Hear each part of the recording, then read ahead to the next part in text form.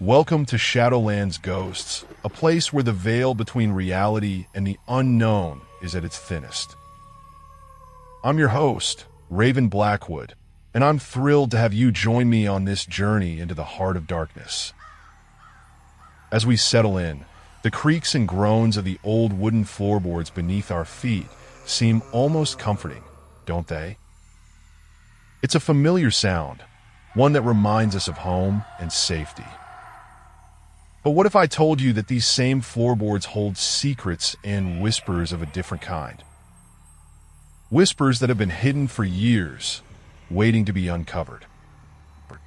You see, I've always been drawn to the darker corners of life, the places where the light dare not tread. And it's in these very places that I've found my true home. So, if you're ready to take a step into the shadows with me, I invite you to subscribe to our channel and become a part of our little family here at Shadowland's Ghosts. In our first series, Whispers Beneath the Floorboards, the children who were never really gone, we'll be delving into a chilling tale of loss and terror. You'll hear the story from the perspective of Emily Wilson, a young woman who returns to her childhood home, only to uncover the dark secrets that have been hidden beneath the floorboards for years. Her story is one of tragedy and horror, and I warn you, it's not for the faint of heart. So, join us as we descend into the heart of madness and experience the terror that lurks in the shadows. You can be sure that once you've stepped into the world of Shadowland's Ghosts, you'll never look at the darkness in the same way again. I stepped out of the car and onto the familiar porch, the creak of the wooden boards beneath my feet, a comforting sound that transported me back to my childhood.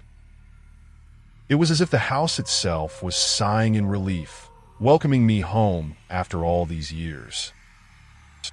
My eyes wandered up to the faded front door, where a faint memory of a sticker still lingered, a sticker I had placed there myself so many years ago. The once vibrant colors had faded, much like the memories I had tried to leave behind. As I stood there, the warm summer breeze carried the sweet scent of blooming flowers and fresh-cut grass. The neighborhood was quiet, with only the occasional chirping of birds breaking the stillness. It was a scene that seemed almost idyllic, a picture-perfect snapshot of suburban life. But as I gazed up at the house, a shiver ran down my spine. It was a feeling I couldn't quite explain, like a faint whisper in the back of my mind. I pushed the thought aside, attributing it to the excitement of being back in my childhood home. After all, I had returned to settle my late grandmother's estate, not to rekindle old memories or awaken long-buried fears. As I stepped inside, the familiar creak of the floorboards beneath my feet seemed to echo through the empty halls, a reminder that some things never truly change. The air inside was stale, heavy with the scent of old books and dust.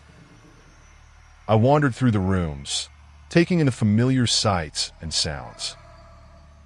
Everything seemed smaller than I remembered, yet the memories came flooding back, memories of laughter, of tears, of whispers in the dead of night. I pushed those thoughts aside, focusing instead on the task at hand. As I began to sort through my grandmother's belongings, I stumbled upon an old trunk in the attic. It was dusty and worn, with a rusted lock that seemed to gleam in the dim light. I felt a sudden surge of curiosity, a sense that this trunk held secrets and stories that were meant to remain hidden. And as I reached out to touch the lock, I could have sworn I heard a faint whisper, a whisper that seemed to come from beneath the floorboards themselves. It was a sound that sent shivers down my spine, a sound that seemed to awaken a part of me that I thought was long buried. And as I stood there, frozen in uncertainty, I couldn't help but wonder what secrets lay hidden beneath the floorboards of my childhood home.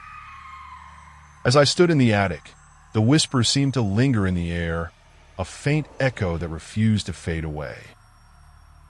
I tried to shake off the feeling, telling myself it was just the old house settling, but the sound had awakened something within me. A sense of unease began to creep in, like a chill on a winter's night. I felt a sudden urge to open the trunk, to uncover the secrets that lay hidden within. But as I reached out to touch the lock, I hesitated. Something didn't feel right. I took a step back, my eyes scanning the attic as if searching for something. But there was nothing out of the ordinary, just the familiar sight of old trunks, dusty boxes, and forgotten memories. Yet, the feeling of unease persisted. It was as if I was being watched, the air thick with an unseen presence. I tried to shake off the feeling, telling myself it was just my imagination playing tricks on me. But as I looked around, I noticed something that made my heart skip a beat. A small, antique music box sat on a nearby shelf, its delicate lid slightly ajar. I was certain it hadn't been there before, and I couldn't remember my grandmother ever owning such a thing. A faint, melancholic tune drifted through the air, the notes barely audible. It was a haunting melody, one that seemed to match the rhythm of my own heartbeat. I felt a shiver run down my spine as I approached the music box, my hand reaching out to touch it. But as I did, the tune stopped abruptly, leaving an unsettling silence in its wake. I stood there frozen, my heart pounding in my chest. It was as if the music box had been waiting for me, its tune a siren's call to draw me in. And as I looked around the attic, I began to notice other things that seemed out of place. A vase on a nearby shelf seemed to be slightly askew, and a book on a nearby stack seemed to have been recently disturbed. It was as if someone or something had been here, watching me, waiting for me to return. The thought sent a chill down my spine, and I knew I had to get out of there to escape the oppressive atmosphere that seemed to be closing in around me. But as I turned to leave, I heard a faint creaking sound, like the floorboards beneath my feet. It was a sound that seemed to follow me, echoing through the halls as I made my way back downstairs. And as I reached the front door, I felt a sudden urge to look back, to see if I was being watched. That's when I saw it. A small, faint message scrawled on the wall, just above the doorframe. It was a message that seemed to be written in a handwriting I recognized, yet couldn't quite place. The words seemed to dance before my eyes, taunting me with their secrets. "Welcome home," it read. "I've been waiting." I felt a cold dread creeping up my spine as I stared at the message, my mind reeling with questions. Who had written it? And what did they mean? The words seemed to echo through my mind, a haunting refrain that refused to fade away. As I stood there, frozen in uncertainty, I knew that I was in for a journey that would uncover secrets and reveal truths that I had never imagined. And I couldn't help but wonder, what other surprises lay in store for me, hidden in the shadows of my childhood home? As I stood there, frozen in uncertainty, I felt a creeping sense of dread that seemed to seep into every pore of my body. The message on the wall seemed to pulse with a malevolent energy, its words echoing through my mind like a mantra. "Welcome home," it read. "I've been waiting."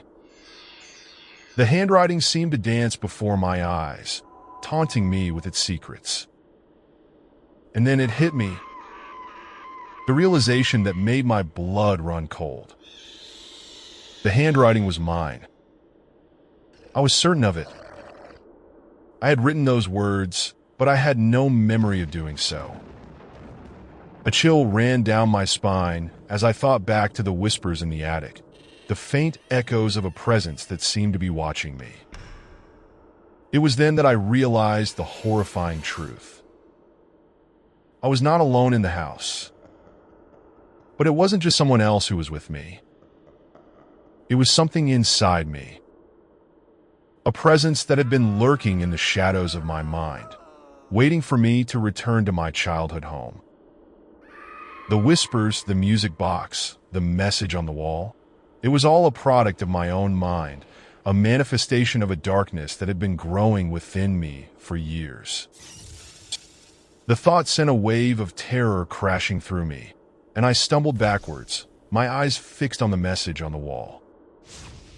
I felt like I was staring into the abyss, with no safety net to catch me if I fell. The realization was too much to bear, and I felt my mind reeling with the implications. I was the horror. I was the one who had been waiting in the shadows, watching myself, manipulating my own fears and desires. The music box, the vase, the book, they were all just props in a twisted game of cat and mouse, with my own mind as the playing field. As the truth dawned on me, the world around me seemed to shift and distort, like a funhouse mirror reflecting my own twisted psyche. I felt like I was trapped in a living nightmare, with no escape from the horrors that lurked within my own mind. And then, the darkness closed in around me, like a shroud. I was consumed by a sense of madness, my mind reeling with the implications of my own sanity. The last thing I remembered was the sound of my own screams, echoing through the empty halls of my childhood home. As I stood there, my eyes fixed on the message on the wall, I felt the darkness within me stirring, like a beast awakened from a deep slumber. The words seemed to pulse with a newfound intensity, as if they were a countdown to the unleashing of a horror beyond comprehension. I tried to take a step back, but my feet seemed rooted to the spot, unable to move as the realization dawned on me that I was the monster I had been fearing all along. The music box in the corner of the room began to play a haunting melody, its notes dripping with an otherworldly malevolence. The sound seemed to seep into my bones, chilling me to the core as I realized that I was the one who had been playing it all along. The vase on the shelf, the book on the nightstand, they were all just props in a twisted game of cat and mouse, with my own mind as the playing field. I felt a presence closing in around me, a presence that was both familiar and yet completely alien. It was me, and yet it wasn't. It was a part of me that I had never acknowledged, a part that had been hiding in the shadows, waiting for its chance to strike. The air around me seemed to thicken, like a fog rolling in off the sea. I could feel the darkness coalescing into a tangible form, a form that was both terrifying and mesmerizing. I tried to scream, but my voice was frozen in my throat as the presence began to take shape before me. It was me, but it wasn't. It was a twisted parody of my own face, distorted into a grotesque mask of horror. The eyes were black as coal, and they seemed to bore into my very soul as the presence began to speak in a voice that was both my own and yet completely alien. "Welcome home," it said, its voice like a rusty gate scraping against concrete. "I've been waiting." I tried to run, but my legs were paralyzed with fear. I tried to scream, but my voice was trapped in my throat. All I could do was watch in horror as the presence began to move closer, its twisted face contorted into a snarl of rage. And then everything went black. I was consumed by a sense of darkness, a sense of madness that threatened to consume me whole. I was trapped in a living nightmare, with no escape from the horrors that lurked within my own mind. The last thing I remembered was the sound of my own screams, echoing through the empty halls of my childhood home. But even though it was twisted, distorted into a sound that was both my own and yet completely alien. I was the horror. I was the monster. and I was trapped in my own mind, with no escape from the darkness that lurked within. As I slowly regained consciousness, I found myself back in my own bedroom, the familiar surroundings a stark contrast to the twisted world I had been trapped in. But the sense of unease lingered, a nagging feeling that I was not alone. I tried to shake off the feeling, telling myself it was just a dream, a manifestation of my own fears and anxieties. But as I looked around the room, I noticed something that made my blood run cold. The music box on my nightstand was still playing, the same haunting melody that had seemed to seep into my bones earlier. And on the wall, the message was still there, the words pulsing with an otherworldly intensity. I tried to tell myself it was just my imagination, but I knew it wasn't. The presence was still there, lurking just beneath the surface of my mind. I could feel it, a constant reminder that I was not in control. As I lay there, frozen with fear, I realized that the nightmare was far from over. In fact, it was just beginning. The presence was growing stronger, its influence spreading like a cancer through my mind. I knew then that I was doomed, trapped in a living hell of my own making. The darkness within me was consuming me, devouring me whole. And I was powerless to stop it. The last thing I remembered was the sound of my own screams, echoing through the empty halls of my mind. And then everything went black once more. But this time, there was no waking up. The darkness closed in around me, a suffocating shroud that threatened to consume me whole. I was trapped in a never-ending nightmare, with no escape from the horrors that lurked within my own mind. And when the darkness finally receded, I was gone. The house was empty, the rooms silent and still. But on the wall, the message still pulsed with an otherworldly intensity, a reminder that the horror was still out there, waiting for its next victim. The music box on the nightstand was still playing, the haunting melody a siren's call to those who dared to enter the house. And in the darkness, the presence waited, patient and eternal, ready to claim its next victim. For in the end, I was not the monster. I was just a vessel, a host for the horror that lurked within. And when the darkness finally consumed me, I was just another victim, trapped in a living hell of my own making. The horror was still out there, waiting, and it would never be silenced.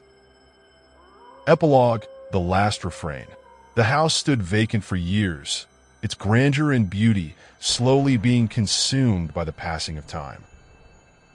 But on certain nights, when the moon was full and the wind was still, the sound of a haunting melody could be heard drifting from the empty halls.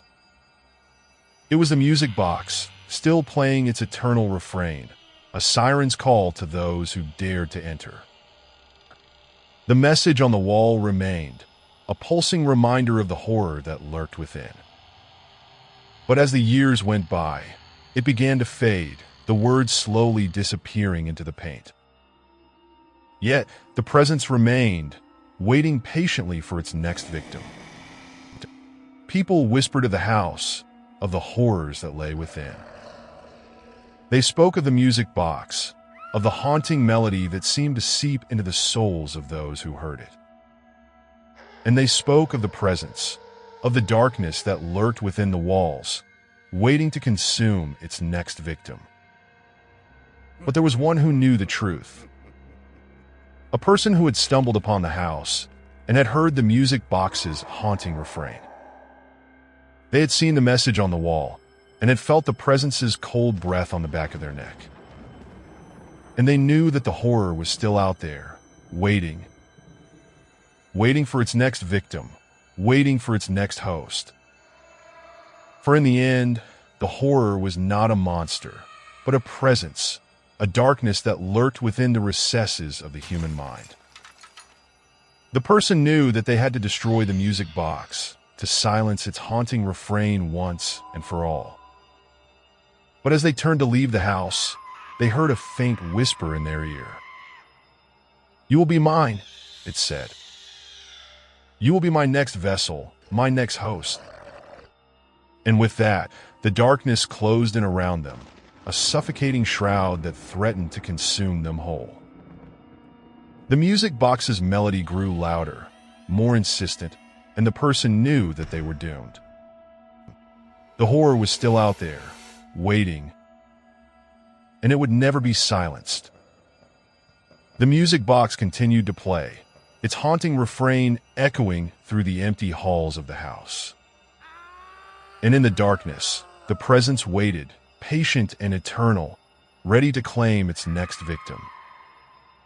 For in the end, the horror was not just a monster, but a part of us all, a darkness that lurked within the recesses of the human mind.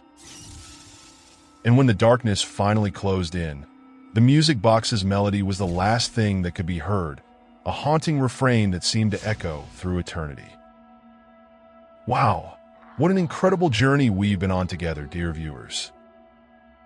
I want to take a moment to express my heartfelt gratitude to each and every one of you for watching this haunting tale unfold.